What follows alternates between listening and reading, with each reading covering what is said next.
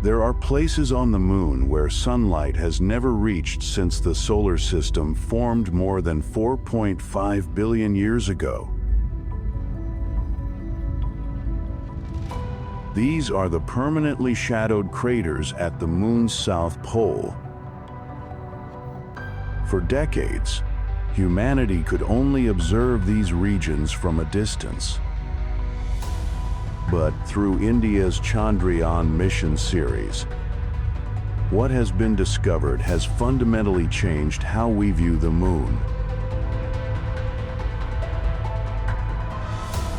Signs of water have appeared in places no one expected, and unusual minerals have been identified within the ancient regolith.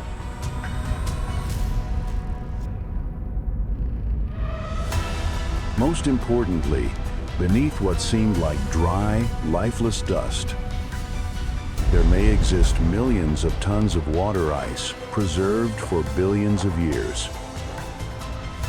With these discoveries, was the moon once a more dynamic world than we imagined? And if the moon still holds secrets untouched by sunlight, what has India truly found on its surface? Let us explore together and uncover the hidden mysteries the moon has kept in darkness.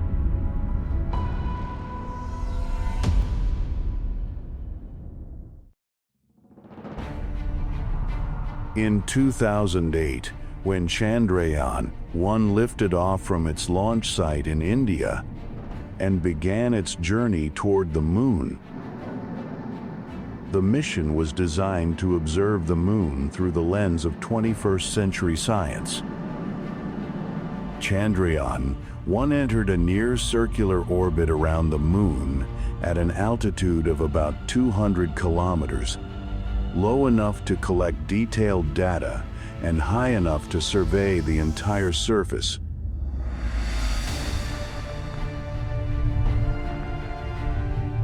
Among its instruments was the Moon Mineralogy Mapper, an infrared spectrometer developed by NASA, designed to see minerals not by their shape, but by how they absorb and reflect light.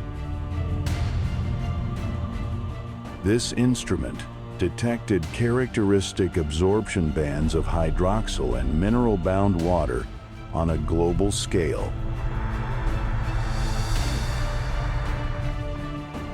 The signal appeared across nearly the entire lunar surface, but was strongest and most stable near the poles, where sunlight strikes at a shallow angle and temperatures remain consistently lower.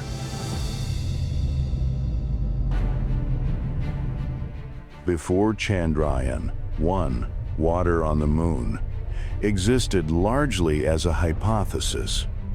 For the first time, science could state cautiously yet confidently that water, in the form of hydroxyl and bound water, truly exists on the moon. What stunned the scientific community was not only the presence of water, but the extent of its distribution.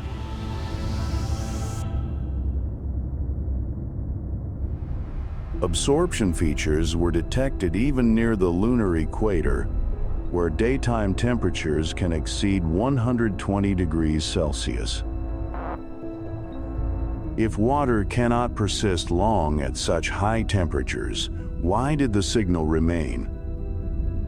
The moon was no longer seen as a chemically frozen rock unchanged for billions of years.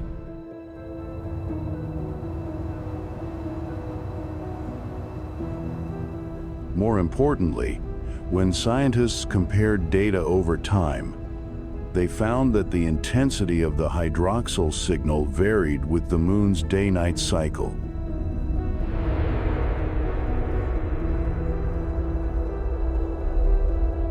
From this emerged a profound implication.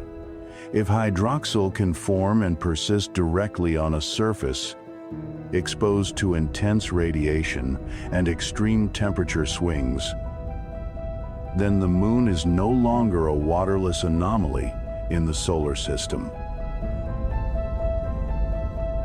It becomes a natural laboratory for studying how water can form and survive on airless worlds. Most critically, Chandrayaan-1 demonstrated that the assumption of a completely dry moon is no longer valid.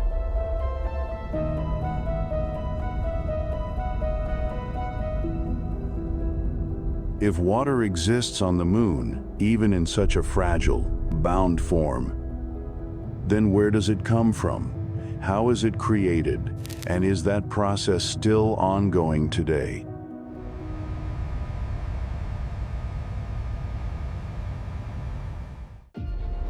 There are no ancient rivers, no frozen lakes, or an atmosphere thick enough to sustain a water cycle like Earth's.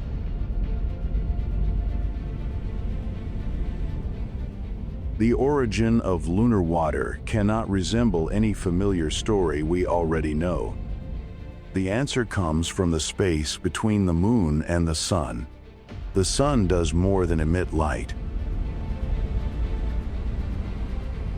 It constantly blows out a stream of charged particles known as the solar wind.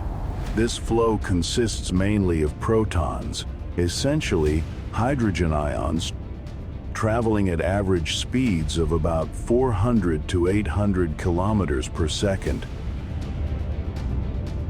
These hydrogen particles do not stop at the surface. They penetrate tens of nanometers into lunar minerals, colliding with oxygen atoms bound within silicates and metal oxides. At the moment of impact, a simple yet planet-scale chemical reaction occurs. Hydrogen combines with oxygen to form hydroxyl. Under certain conditions, these hydroxyl groups can further bond, forming water that becomes chemically bound within the mineral structure. Observations from Chandrayaan-1, combined with data from the Cassini and Deep Impact missions, show that the strength of the hydroxyl signal changes with the moon's day-night cycle. When the surface is illuminated, the solar wind continuously supplies fresh hydrogen. When night falls and temperatures drop sharply, some hydroxyl becomes more stable, while another portion is lost. For a long time, the moon was regarded as a chemical fossil, a body that completed all meaningful evolutionary processes billions of years ago.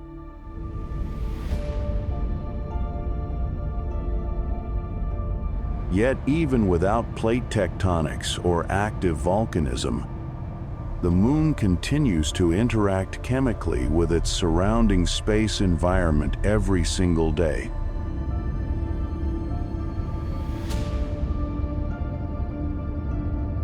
If water is being created continuously, why doesn't the moon become wetter over time? Daytime temperatures can exceed 120 degrees Celsius, enough to break weak chemical bonds and allow hydrogen to escape back into space. Only in regions with low temperatures, shallow sunlight angles, or prolonged darkness do hydroxyl and water have a chance to persist longer.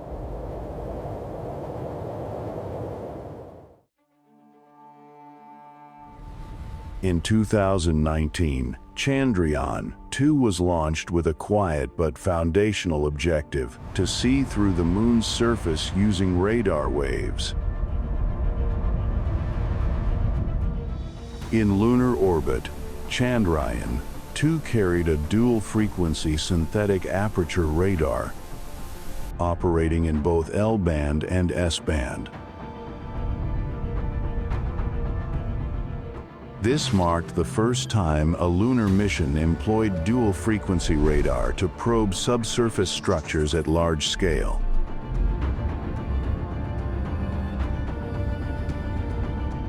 The principle was simple yet powerful. Radar waves were transmitted toward the surface, penetrated the regolith, and reflected back, depending on porosity, density, grain size, and material composition. Radar data revealed that regolith porosity varies dramatically from region to region. In some areas, the fragmented soil layer is thick and highly porous, retaining heat poorly. In others, the structure is denser and conducts heat more efficiently. This finding shattered a decades-long assumption that the lunar crust is relatively uniform.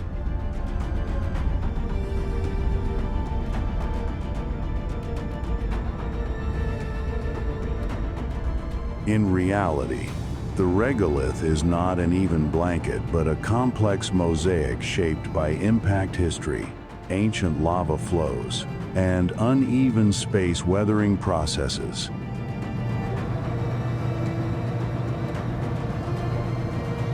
In regions where sunlight rarely reaches, the regolith tends to be more porous and colder, creating conditions that allow volatile materials, especially water, to persist longer.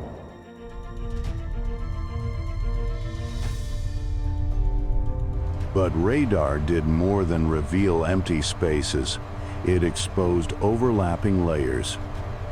Traces of ancient lava eruptions buried beneath younger regolith, and fractured structures formed by massive meteorite impacts in the distant past.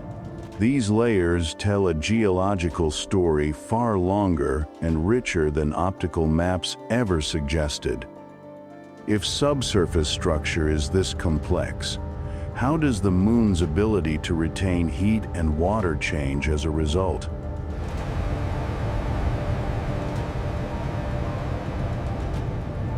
Thermal retention depends not only on surface temperature, but on the thermal conductivity of the regolith. Ice depends not only on darkness, but on the microscopic architecture of the soil surrounding it.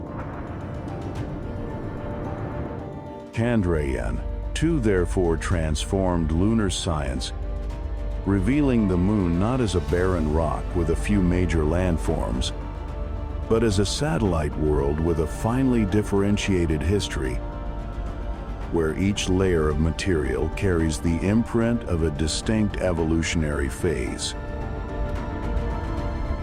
And as the subsurface structure came into focus, another factor immediately stood out more clearly than ever before: temperature. It was this realization that led science to the next discovery: that the moon's thermal environment is far more extreme than any previous model had predicted.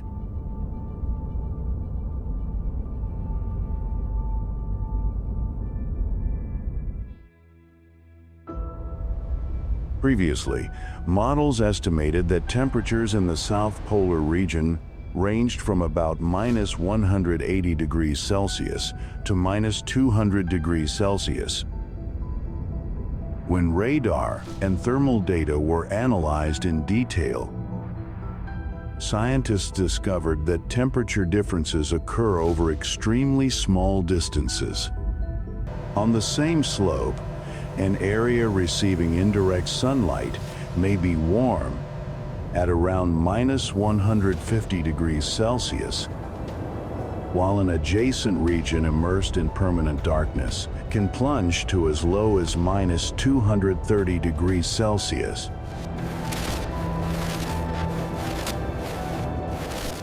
This comparison is shocking, colder than Pluto itself, as the moon's axial tilt is very small, only about 1.5 degrees.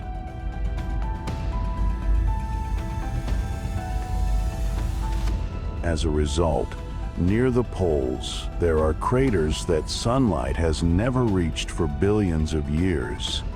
These regions are known as permanently shadowed regions. At temperatures below roughly -160 degrees Celsius, water ice becomes extraordinarily stable, and the direct transition from solid to vapor is nearly non-existent on geological timescales. This means that if water was ever trapped within permanently shadowed regions, it could persist for billions of years without disappearing.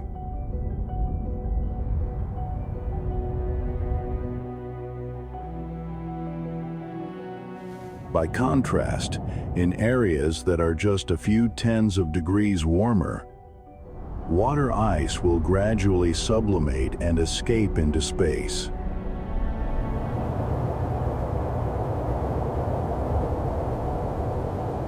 As a result, water on the moon exists in a confined state, concentrated in the coldest and most stable locations.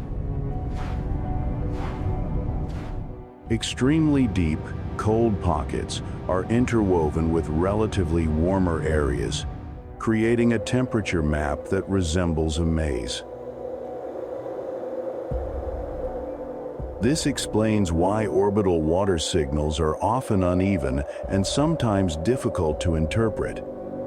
If temperature varies this dramatically, can older models of water reserves still be trusted? This also directly affects human plans to extract water for producing oxygen, fuel, or sustaining life, because we cannot simply go to the poles. Extreme temperatures also pose serious engineering challenges. As many materials become brittle, batteries lose their ability to store energy, and lubricants freeze solid. These conditions make landing and long-term operations in such regions a formidable challenge. And it is precisely here that science can no longer rely solely on models and orbital data. To truly understand how cold the moon really is, humanity must touch it. Not with radar or remote spectrometers, but with sensors placed directly into the soil.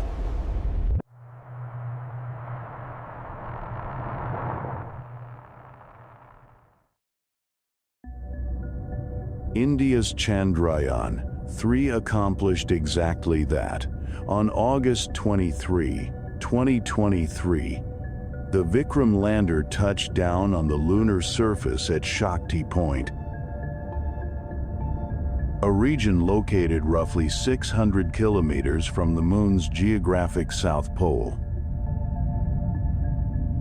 For the first time, instruments were placed directly onto the near-south polar regolith, the loose, fragmented soil formed by billions of years of meteoroid impacts.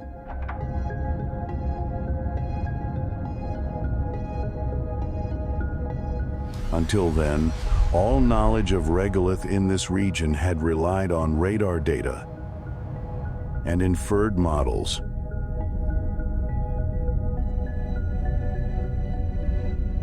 Chandrayaan-3 transformed hypothesis into direct measurement. One of the most important results came from surface and subsurface temperature readings. Sensors aboard Vikram recorded daytime surface temperatures at the landing site of only about 50 to 60 degrees Celsius, significantly lower than those found near the lunar equator.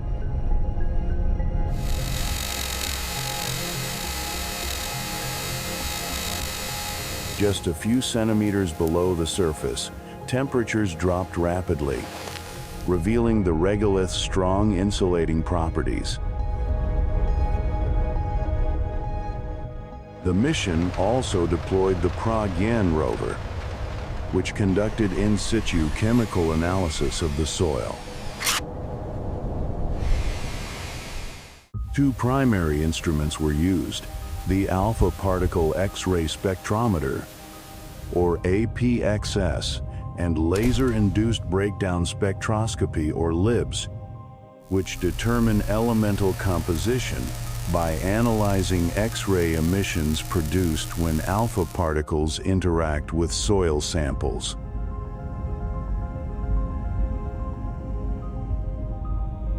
The results confirmed the presence of familiar elements such as oxygen, aluminum, calcium, titanium, and chromium. More importantly, the data showed that the chemical composition of the near-polar highlands is far from simple.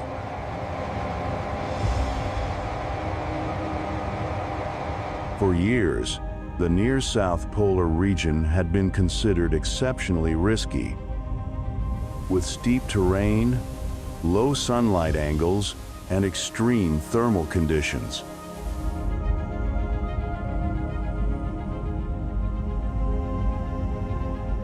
Most previous missions either failed or avoided the area entirely.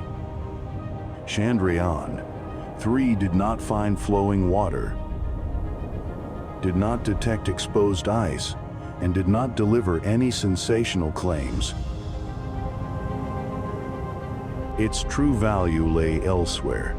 It established the first in situ data foundation for the Moon's south polar region, capturing light and rare elements that cannot be inferred from temperature models or radar alone.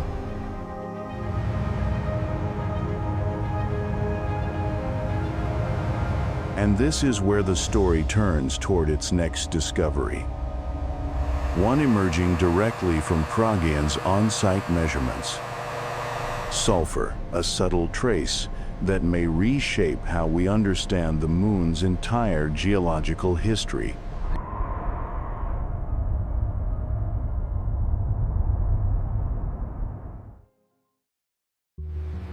For more than half a century of lunar research, most knowledge about elemental composition has come from Apollo rock samples collected in equatorial regions and ancient basaltic maria.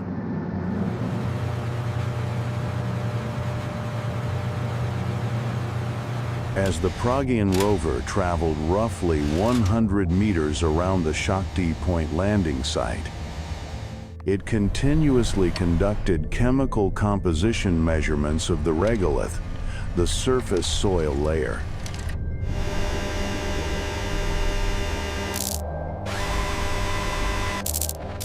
Two key instruments were used, APXS and LIBS, each serving a different but complementary role.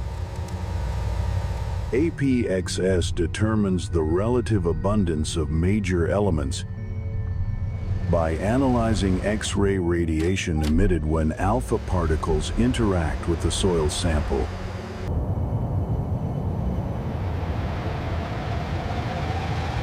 LIBS, by contrast, uses an extremely short laser pulse to vaporize a tiny amount of material,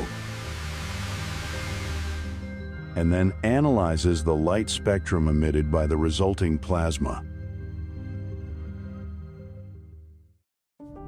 Two different methods, but aimed at the same goal, determining precisely what the Moon is made of, directly at the location where it exists. The initial results confirmed the presence of familiar elements: oxygen, aluminum, calcium, titanium, and chromium.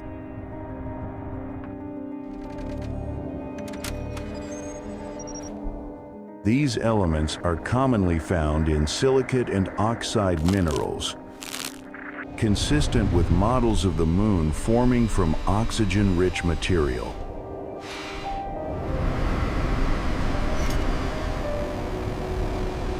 Previously, sulfur was mostly inferred indirectly or found in basaltic lava samples from dark mare regions, areas that once experienced intense volcanic activity. Detecting sulfur directly in situ within the regolith of the bright near-south polar highlands marked a first in the history of lunar exploration. Why is sulfur present here? The presence of sulfur in highland regolith, where there are no clear signs of surface lava flows, suggests that lunar geological activity was not limited solely to the basaltic maria.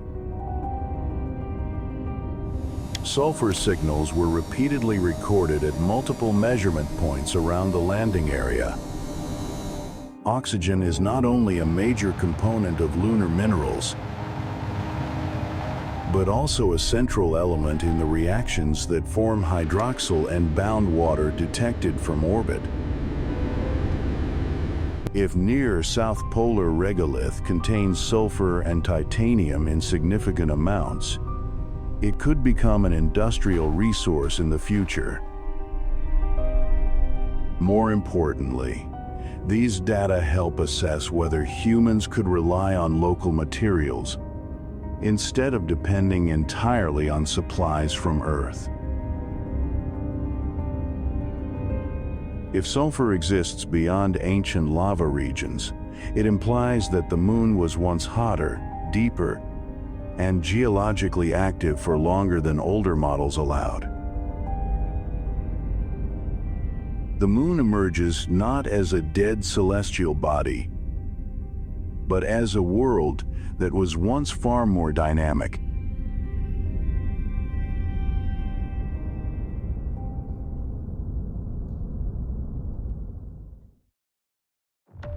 According to the Theia impact model, about 4.5 billion years ago, a Mars-sized body collided with the early Earth, creating a disk of molten material orbiting the young planet.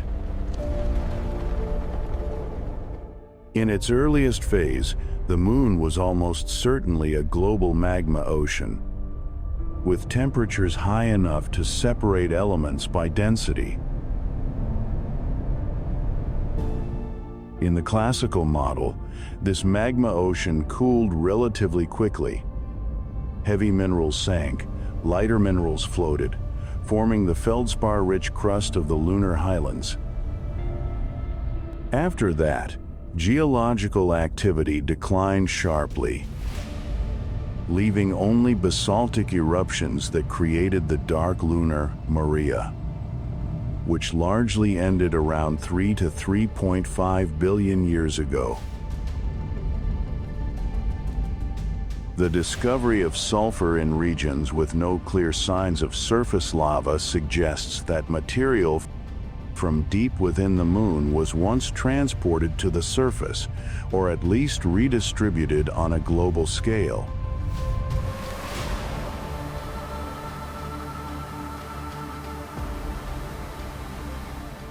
For a small body like the moon, retaining sulfur over long periods requires that its interior did not cool too quickly.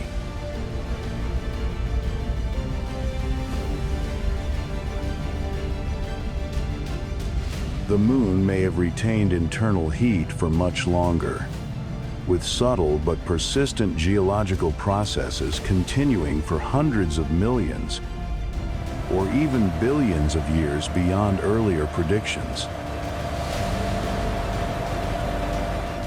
Other lines of evidence are converging in the same direction.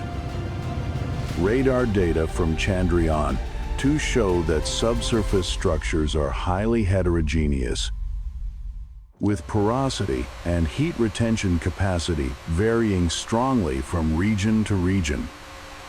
A crust that is thermally and structurally uneven would cool unevenly as well, allowing some areas to remain active while others had already become dead.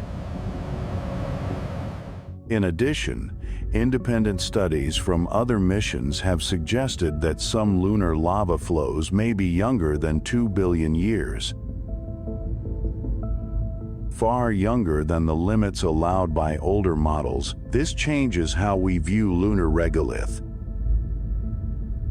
Instead of seeing it as merely a passive layer of dust pulverized by impacts, regolith becomes an accumulated record of both internal and external history, where elements from deep within the moon and material from space have been mixed over long geological timescales. And if the moon remained geologically active for longer, this carries another major implication. Water and other volatiles may have been created, retained, and redistributed over extended periods of time.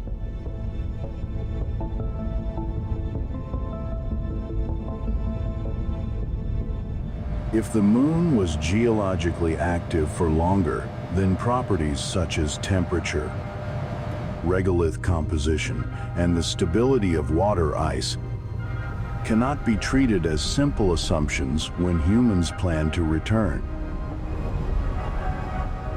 All of these shifts in understanding will force humanity to adjust its plans for exploration and long-term presence on the moon.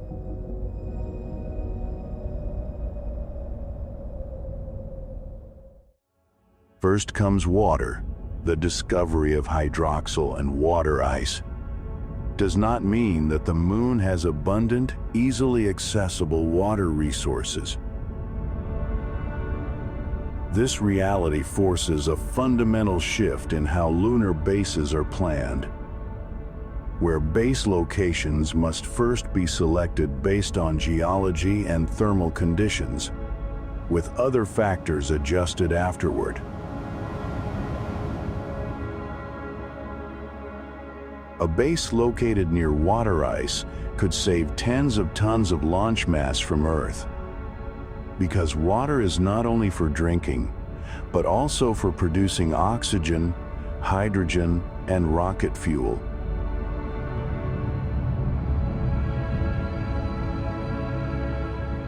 Yet these permanently shadowed regions are also the harshest environments on the moon. Temperatures there are colder than Pluto, the terrain is steep and rugged, and the areas have barely been explored directly. Accessing water resources, therefore, means accepting far greater technical risks than the equatorial regions once visited by Apollo. Radar data and in situ measurements show that regolith is not a uniform layer of material. Porosity, grain size, heat retention, and thermal conductivity vary dramatically from one location to another. This directly affects everything, from base foundation design and drilling feasibility to insulation efficiency.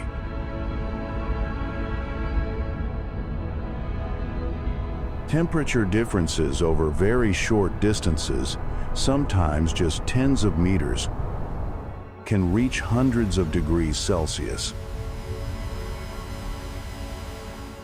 This requires power systems, batteries, cables, and electronic equipment to be designed with far larger safety margins than previously expected. Is the surface and subsurface truly stable over long timescales? Even though the moon no longer has active volcanoes today, its complex geological differentiation suggests that the mechanical properties of the crust are uneven. This affects the selection of sites for long-term structures, especially storage facilities, small nuclear reactors, or subsurface shelters. All of this leads to a major shift in mindset.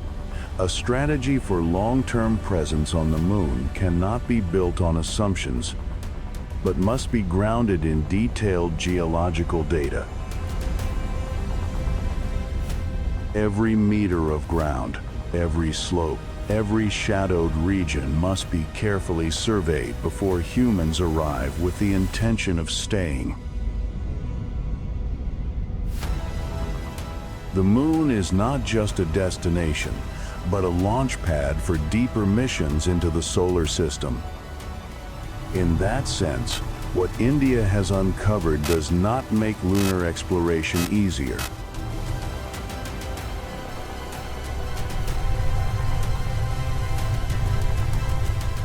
It strips away comforting illusions and forces humanity to confront the true complexity of a world that once seemed familiar.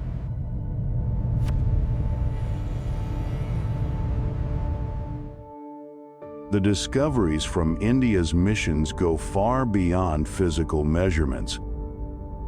They are definitive evidence that forces us to redefine this natural satellite.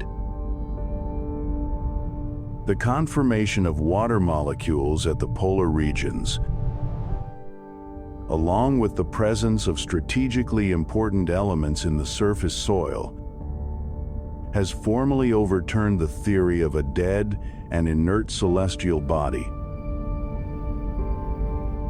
Instead, a complex and dynamic geological structure is gradually coming into view, demonstrating that the Moon is one of the most pristine archives of the solar system's formation history.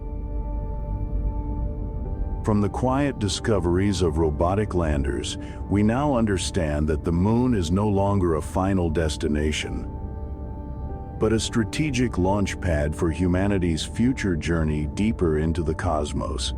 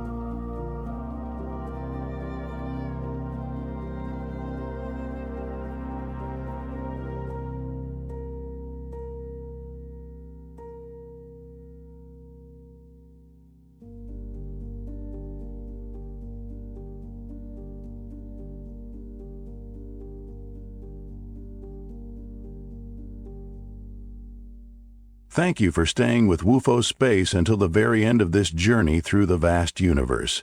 If you found this video interesting and insightful, don't forget to like, share, and subscribe to WUFO Space so you won't miss our next cosmic adventures.